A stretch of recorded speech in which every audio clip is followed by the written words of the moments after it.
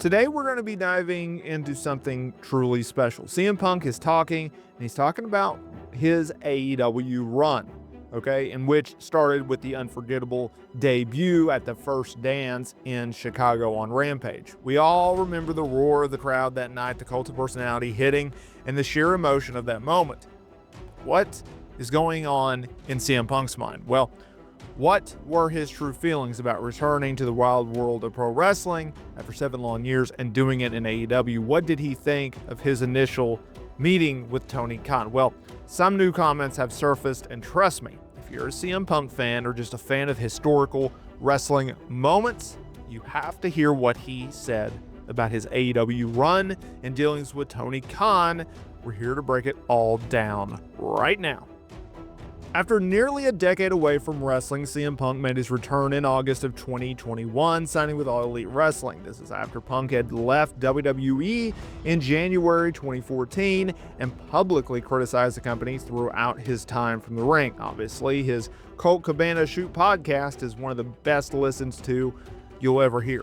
Now, CM Punk's run in AEW lasted over 2 years and ended after he got into a backstage altercation with Jungle Boy Jack Perry at AEW All In 2023. It was Punk's second backstage altercation in less than a year following the incident at All Out with the Elite in 2022. Punk would return to WWE at Survivor Series in 2023, and well, he was off to the races from there.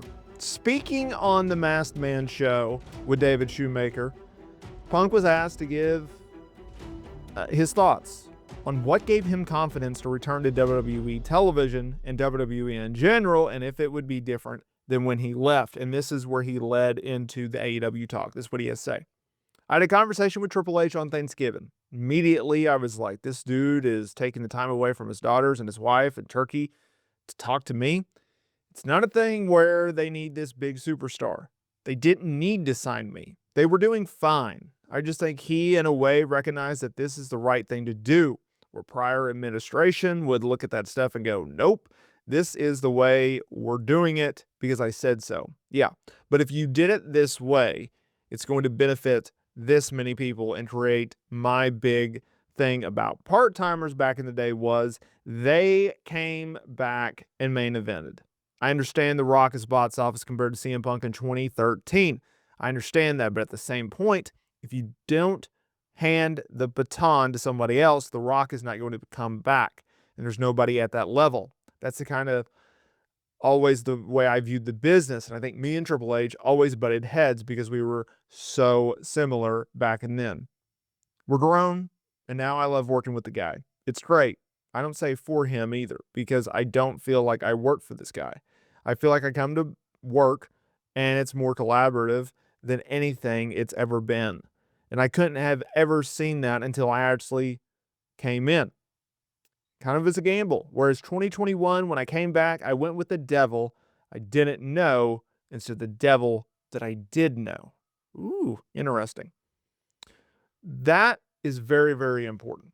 That's so important to note. So the thing, and he really went on, but I think he felt like he needed to give context. Like, keep in mind, CM Punk's issues with Vince McMahon was horrendous. Like, if you go back and you look at that podcast on Colt Cabana's show and you hear the hatred, the underlining hatred for Vince McMahon. I think a lot of people look at it, well, he hated Triple H or he hated Ryback or he hated the overall system.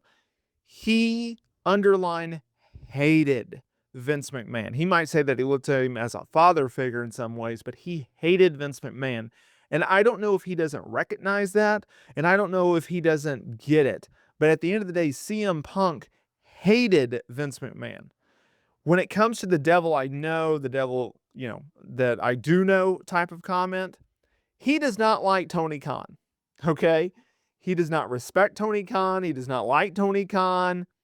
And it's weird because Tony Khan, obviously a longtime wrestling fan, starts his own promotion. The number one guy that he wants to sign is CM Punk. He couldn't get him when they first started in 2019.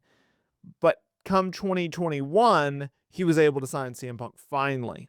And he had to fire the guy because the guy was such an annoyance and such a troublemaker in his company. The guy got into 2 backstage segments, or incidents, I should say, rather. Segments, what am I talking about? It's not real glass, Cry Me a River, or It's Real Glass, Cry Me a River. I botched that, didn't I? But at the end of the day, he did not like Tony Khan. And him talking about the devil that I know versus the devil I don't know.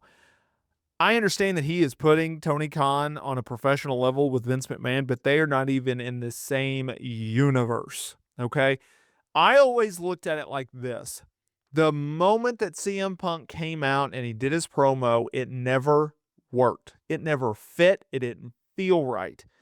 Punk, going in there and he's talking about, well, I want to work with X, Y, and Z. I don't care as a fan that you think the roster is great.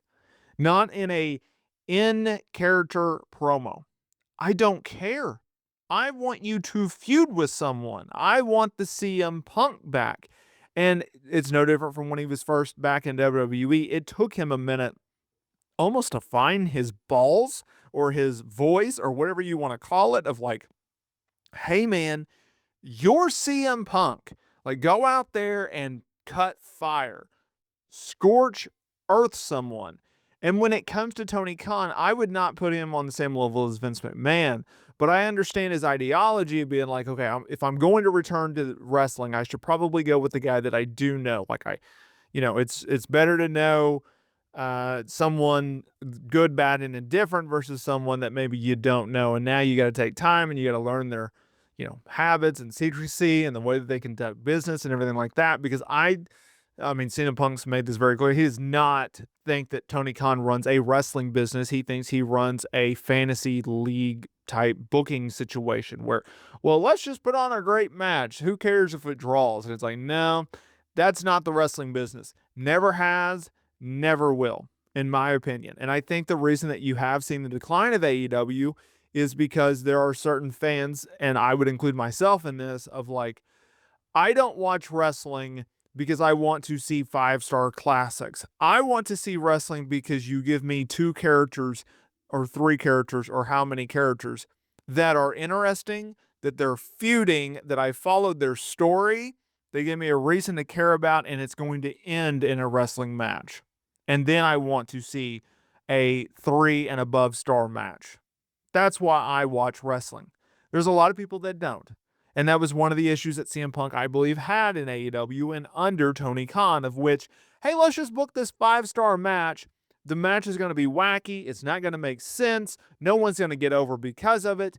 And, oh, by the way, we don't care about the talents going into it because we didn't give you a moment to care, right? Like Wrestling Observer Live or radio, whether it be Brian Alvarez or Dave Meltzer, they've talked about how Tony Khan doesn't like hype video packages or recap video packages because of 2 reasons. Number one, he remembers everything and he thinks that everyone remembers it as well, and they watch all of his programming, which clearly the numbers show that is not the case, considering Collision does almost half the viewership of Dynamite.